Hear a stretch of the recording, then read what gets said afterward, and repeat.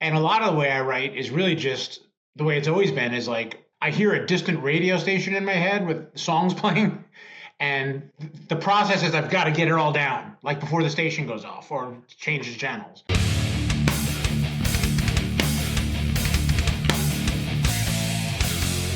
Hey, this is Don with Ghost Cult Magazine, and I'm here with the legendary, the talented, the videogenic Jason Bieler from Jason Bieler and the Baron Von Bielski Orchestra.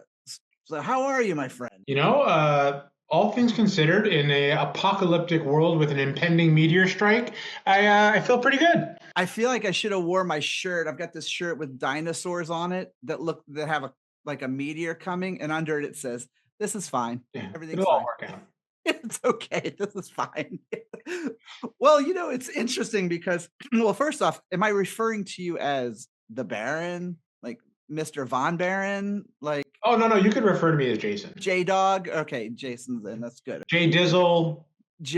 I just wanted to make sure I was not overstepping boundaries of, of royalty here.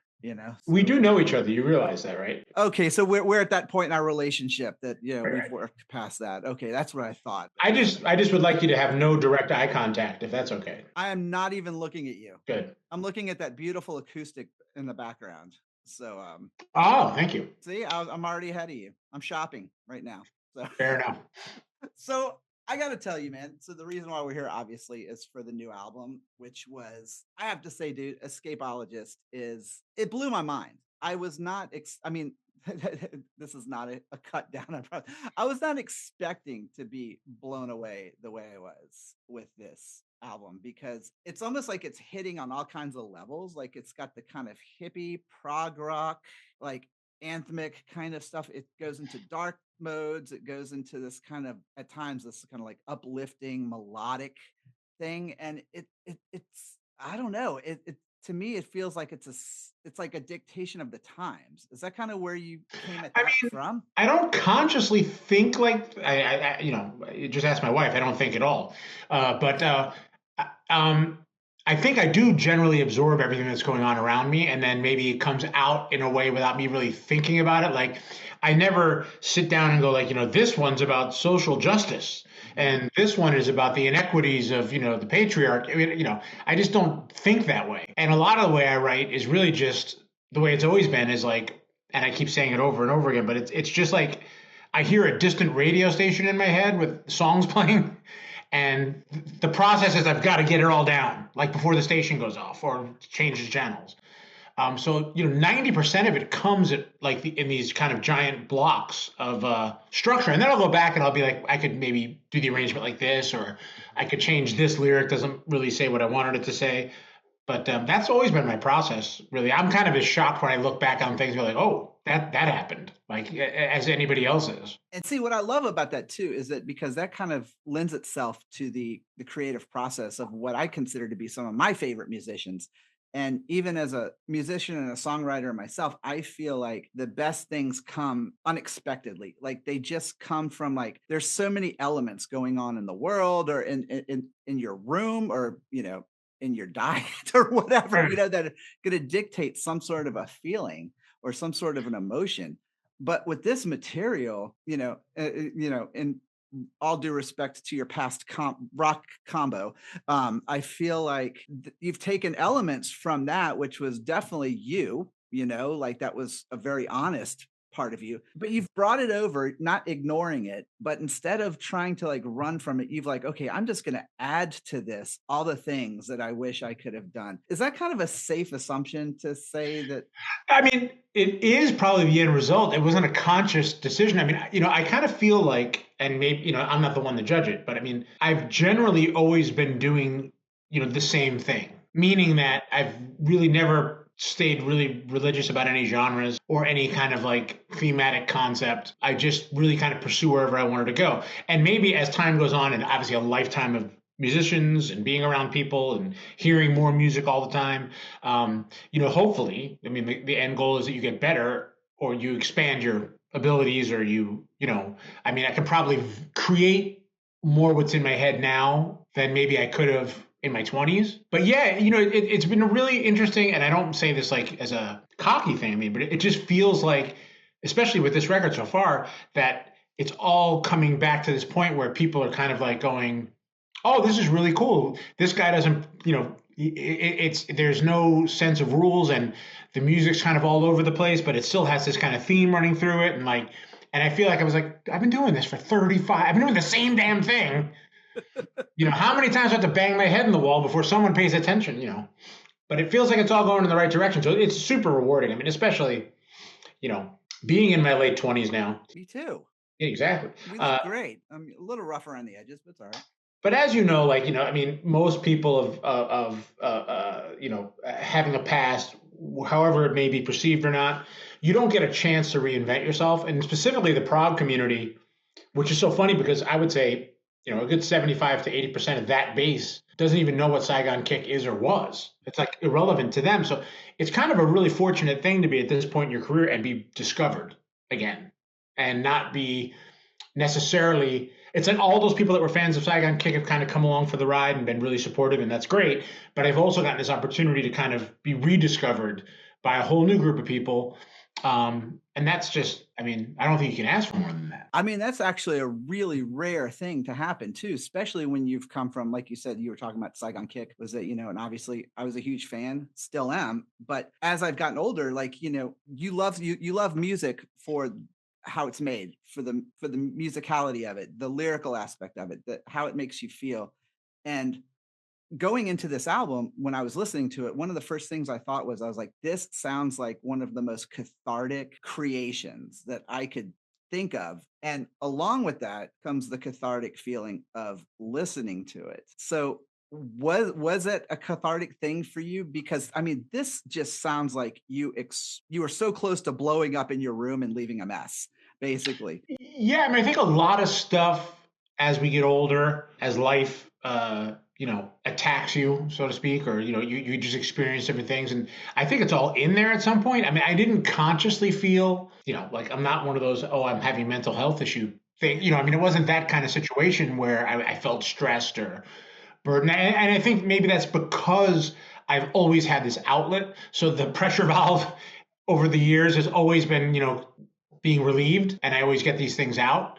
But it's not something I really think about. So it's like funny. Like my wife will bring up, like on the last record, I had a song like, I bought a human head and placed it on my shelf. She's like, do I need to like start sleeping in a different room, or like, is this something I should really be worried about? Like, and I never really put it in that context of like, wow, that must be really weird for her to read some of these, ideas or lyrics or something like that. But yeah, I mean, I think no matter what you do, I think when you experience the world we live in, regardless of where you are, I mean, it has to have an impact on you. I mean, unless you're not, conscious. I mean, and so I think it's all in there somewhere. Loss, pressures, life, escape, all that kind of stuff.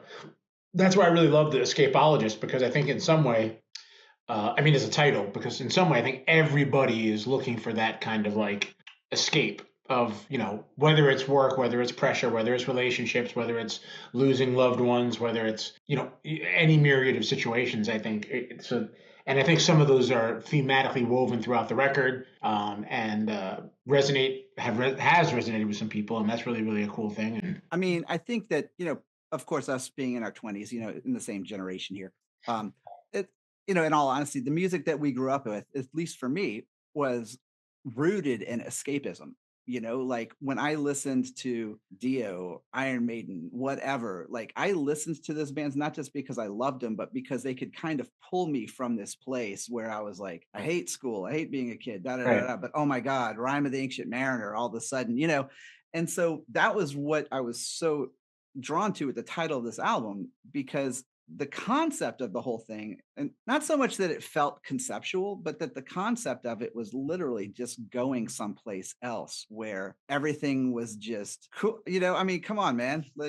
Let's be incredible. Let's take some edibles. Who doesn't want to do that? I mean, that's like the ultimate, like, oh my God, let's get out of here for a bit. Yeah, I mean, I think ultimately that's what we look to any kind of entertainment, whether it's a movie, a book, a music. I mean, I think that at its highest place in our lives, I mean, that's what it does. I mean, I think, you go home after issues or troubles or stress or even, and you sit and you put on Netflix to turn the world off for a half hour or 2 hours or whatever that may be, and especially in today's world, I feel like, those moments of escapism, whatever they are, have proven more valuable than ever. I think, it's just needed to, like, dude, I can't sit in this chaos 24/7 and just, I want to go watch something really stupid. I want to sit and have a half hour of Cobra Kai. Which, I mean, and no disrespect to the creator, it's the worst, best show of all time. It's just because, it's but at its best, it makes you leave the world for a half hour, and that's the whole point. I mean, that's the thing too, is I love that you hit that on the head, because any kind of entertainment is good. Like, to me, that's the point of it, is to kind of transition out of like some sort of a reality. I mean, it's okay to have music that's socially conscious and that reminds you of what's going on in the world, but sometimes you don't want to like, it's going to be there when you get back. So even Right. if it's for an hour, like, so that was like when I was listening to this album, the thing that got me more than anything was that by the time it was over, like, I was going in for a second listen because I liked where it had taken me, and Oh, it that's was awesome. just such a great, and to kind of go back a little bit, like you were talking about, like, you've obviously been in the industry for a long time, with, Saigon Kick, you were on a label, you had management, this, that, and the other, a lot of restraint, a lot of like compounding stress on things like, putting out an album, getting out hitting a release date, hitting a deadline. Doing this album is so like entailed, and there's so many just complex levels and layers of music that make it this incredible orchestra kind of sound. Does not having that pressure make it easier for you to do this? And does it also complicate the process as well? I mean, I've been really lucky because I am a huge fan of listening to some of my contemporaries complain about the music industry and all their fallings out with the labels, and I didn't have that. I mean, my guy, at the time was Jason Flom at Atlantic, and I just remember him, coming over to my house and going like, dude, I have no idea what the hell you're doing. Seriously, like, so just do it. He encouraged me to produce the Lizard record. He was like, I don't know, either you're gonna blow it up miserably and the whole thing will come to an end, or it'll work. I mean, and go do it. So I mean, I think I'm probably all too comfortable with just taking a leap of faith every single. It doesn't bother me. Like, I'm making music. I'm not operating on someone's brain. You know what I mean? It's like, at the end of the day, life will go on if I don't get it just perfectly right. And sometimes I think, even if you are getting things right, it just takes time. I was just talking to somebody else about what a huge fan of Opeth I've become. But the shame of me is that, I've been hearing that name for 20 years and never listened. Not because I was against it. I was just like, it just didn't, our lives didn't intersect, that way. Until, I can't even say the name of the record before this last one. And I was like, oh my, they're brilliant. I love them. So sometimes you can be doing the right thing for a long time, and, it just takes repeated doing what you do and kind of, planting your flag and saying, here's what I do. And eventually, hopefully, over time, I would like it to happen before I die. I don't want to be one of those artists 200 years from now celebrated as a genius. I'd prefer, a modicum of, ego-driven success in the lifetime. But yeah, I mean, I think it's just, again, I never wanted to be a rock star. I mean, it's always great to have a successful record. It's always great to have, but I mean, it never, I'd be doing the same thing regardless. I mean, so I've been lucky in that sense. I've never really felt pressure. The only thing, I mean, like, I know I just want to keep getting better. And that doesn't mean bigger, because that's out of your control, but better. Like, I want to be able to know that at the end of this record, or going into, I'm already, halfway through the next record, but I'm like, how do I get better? What can I do better? What did I learn from this last record that will help me maybe say something in a more impactful way, or, do, structure a melody better, or harmony better, or, that's just where my head's at. So those are the only pressures. Other than that, especially now, because I've just taken it's all been done by us in house. And I don't mean it in a bad way, but I just don't care about that. Like, this is not about obviously, I really care that I'm getting tons of support from people and this record's doing well, but I don't change anything to get that to happen. It feels like, hopefully over time, you do what you do long enough, and, the commercial crowds or whatever kind of slowly move in your direction, and it starts to make sense to more and more people, hopefully.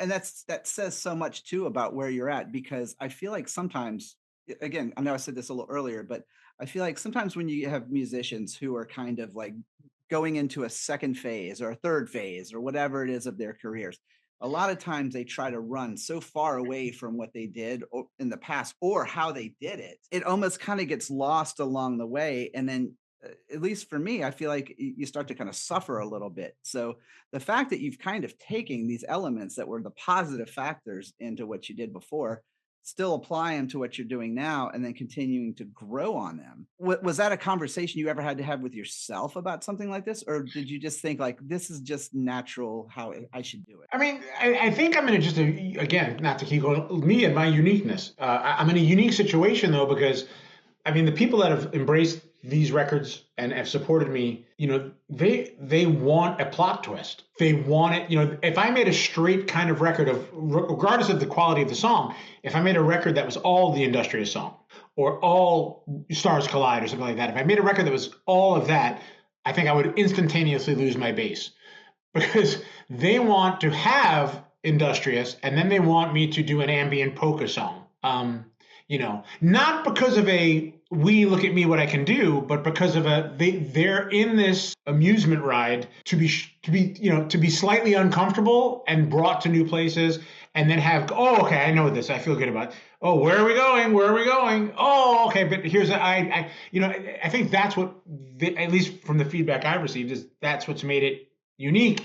But for example, one of the greatest rock and roll bands of all time, AC/DC, doesn't have that freedom.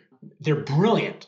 But if AC/DC did a Meshuggah record, everybody would be like, what the hell are you doing? Like, I mean, you ruined the band. You go to that restaurant, for lack of a better word, because that's the way you want that slice of pizza. They're only restaurant that does it like that, and that's what you want. And I'm kind of like one of those weird bougie Los Angeles. You never know what you could get a cheeseburger 1 minute, or like a Nobu-esque 70-course dining experience the next, and you never know what you're going to get, and some people are really into that. It's so interesting how you said that, because it's this idea of not settling, and having this concept of being able to do what you want, expand on what you want, but also playing it to an audience that expects that, or not only expects it but anticipates it and welcomes it, Right. like the idea that you were talking about, like doing like a polka jam or whatever, or I don't know. I still love AC/DC doing a Meshuggah album. Now I can't get this out of my head. It would be great. I don't know. I'm trying to hear Thunderstruck done that. But anyway, whole other interview.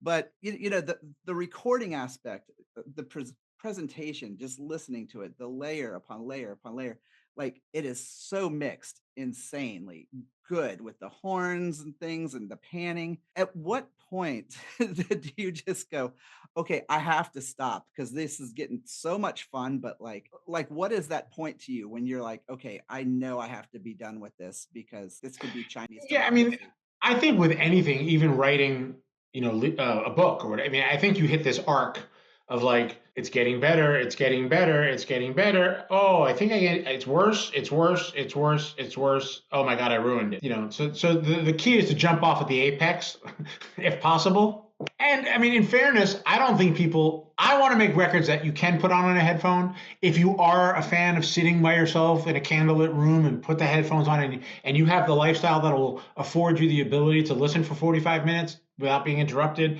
and you want to hear these things going on, great. But not to alienate people who want to listen to a song or two, and most people don't do the deep dive like that. But I enjoy it, so it's in there. But yeah, I mean, I work a lot faster. I think, especially now with technology and being able to work computer driven, everything's so fast and everything's instantly recallable, and in the box specifically. I can jump from like orchestral mix on one thing into I forgot a banjo part on this song, and it enables me to go back and forth really quickly. So I'm never really in one spot too long because I wouldn't say I have ADHD, but I'll spend 15 minutes. Let me tweak. You know what? I forgot about the snare drum on that, and I can work like that really comfortably. And so yeah, I mean, I don't think you ever know it's done I mean, maybe you just get, frustrated. Like, that's it. I'm moving on. I can't keep doing this. I also feel like it's one of those things that for some reason you just know. You just know when it's done. It's this weird intuitive thing, right? Like where you're working, you're going, okay, I think this is it, And I feel like once you say that, then you've kind of hinted to yourself, okay, let's move on. But then all of a Yeah. sudden you'll be like, oh wait, you know what would have sounded cool in that one? Right. A double snare, like in Yeah. this section. And then you go back and you do that, and then you realize you ruined the mix somehow, and then you got to start all over again. It's a never-ending struggle. But I think ultimately, and what I always hope is the focus, and what I try to focus on, the only, if I'm going to hold one thing semi-sacred, is song. The song has got to be in there. If you have a good song, it becomes a lot easier because a good song's going to cover a lot of disastrous other mistakes you can make. A great song is a great song. So yeah, you can mix it better or you can do this better, but generally it's gonna, take you a lot of the way and make up for a lot of what you may not do otherwise. If you have a shit song, you still can't mix your way out of it, but you can be slightly forgiven or tolerable if you make it at least sound really good or interesting. People go like, oh, I didn't hate that. So I guess you could work your way through that. But yeah, to me, I hope that all the songs are strong. And that was the thing, is that the strength of the songs, like to me, like individually and sequence wise, the reason why I never had kids was because I wanted to listen to music uninterrupted. So hey, Good on you. like and play music uninterrupted. And so I do have that luxury of sitting in my chair up here in my studio and putting on a vinyl and listening from start to finish with the idea of that this is coming out on vinyl. Like how does that make you feel going into that as a listening experience for somebody else, like for the listener itself, if that makes sense? The vinyl thing has only pleased me in the sense that I enjoyed aesthetically picking up a piece of vinyl. I don't listen to vinyl.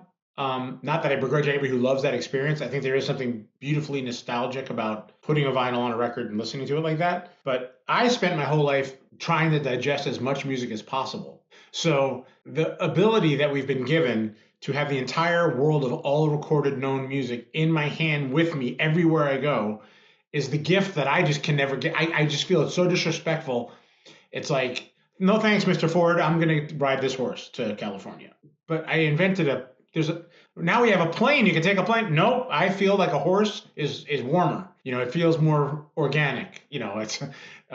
So that's my perspective on it. But you know what? And the funny thing is, most people I talk to who support and buy the vinyl, maybe 10% of them actually ever open it. It's really more about, oh, I can look at the liner notes, and it's the thing of when we were kids when you used to be able to do that. So yeah, I appreciate the form factor, but for me, and I've been doing this my whole life. I just hate when the MP3, the bit rate. I'm like, shut up. Just put your AirPods on and listen to the music. It's like, That's so interesting you say that, because like I am so far from being an audiophile like that. I do love listening to my vinyl, but for the main reason of the fact that I feel like when you listen, like you have to commit, right.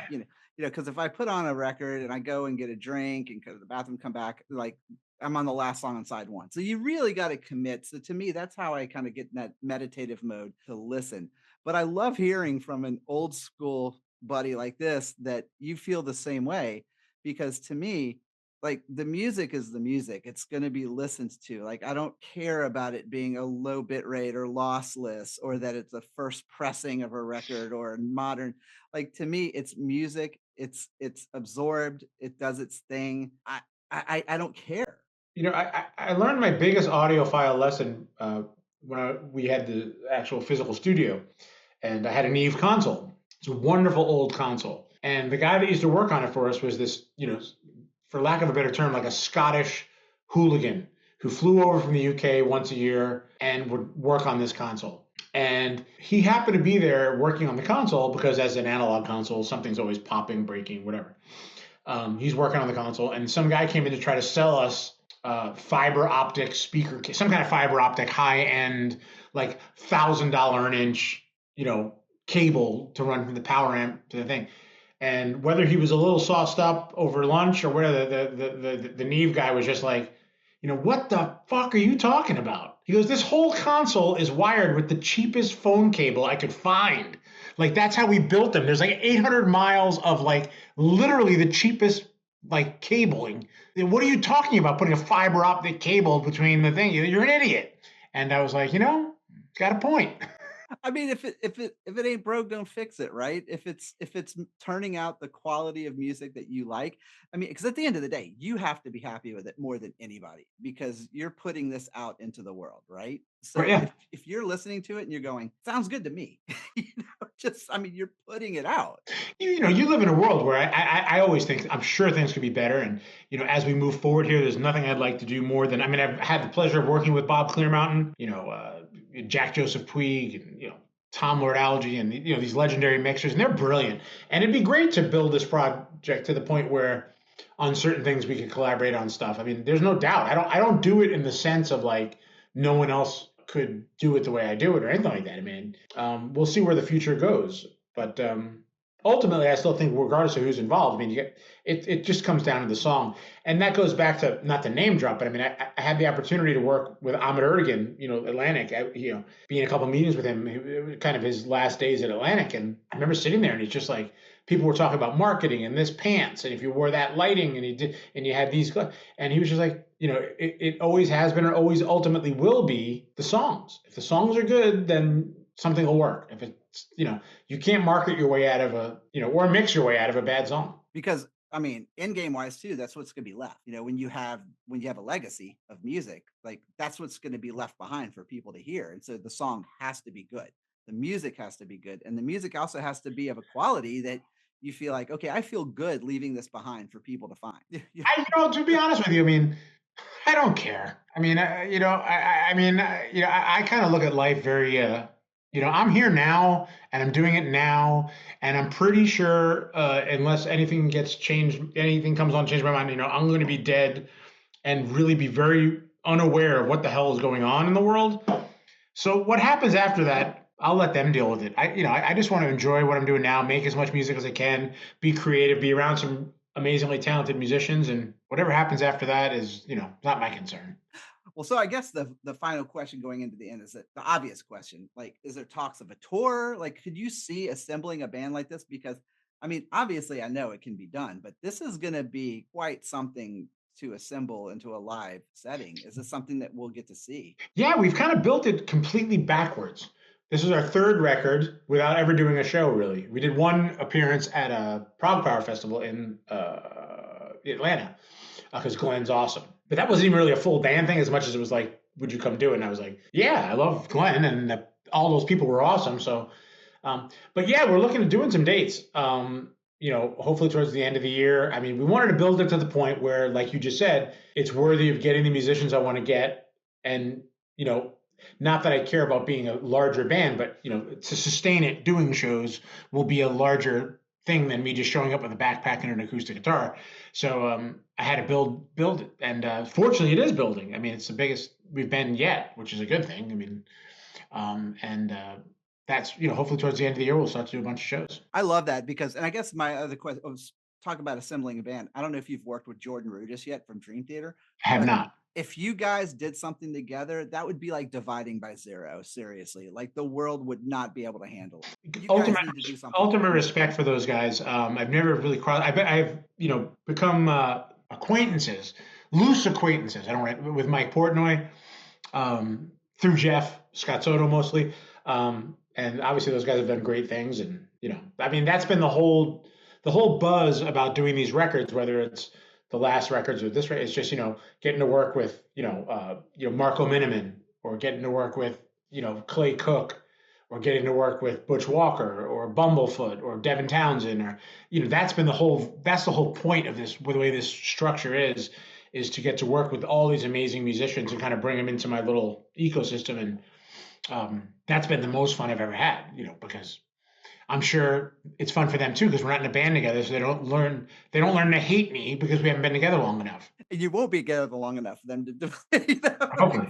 Exactly. Well, I mean, I guess, I guess for the last thing, the most obvious question is because a lot of people like to know this stuff about musicians. Is that would you ever see transition, like translating some of the older Saigon material into something like this setting, or do you kind of look at this as like this is its own thing? Like I've done that. I've really tried, and not because I am not super appreciative. and don't value, or it has nothing to do with that. And it's not even an ego thing. It's just I think this is like we were talking about when we started. It's built its own world, and it's not dependent on that. And I feel like even if we were to do live shows, to a certain extent, 10 or 20% of the crowd would even understand what the hell was happening if I played a Saigon Kick song at a Baron Von Bielski Orchestra show. They'd be like, "What the hell is he doing that for?" Most people would be like, what is that?"